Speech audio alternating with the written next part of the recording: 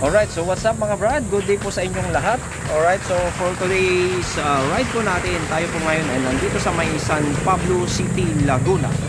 Alright, sa pagpunta po natin dito ay mayroon po akong na-discover na dito pala sa San Pablo City, Laguna matatagpuan ang pinakamalaking tilapia sa buong Pilipinas. Okay? So gusto nyo bang makita?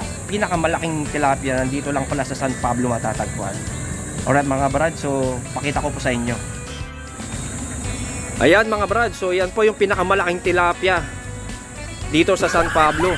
Dito lang pala matatagpuan ang pinakamalaking tilapia sa buong Pilipinas. What?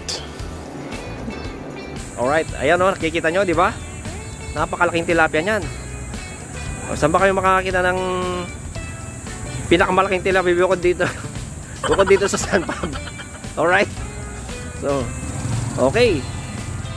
Ngayon, alam nyo na po kung saan matatagpuan ang pinakamalaking tilapia mga brad. So, dito lang po yan sa may San Pablo City, Laguna. Okay, dokie? Alright, so, right na brad.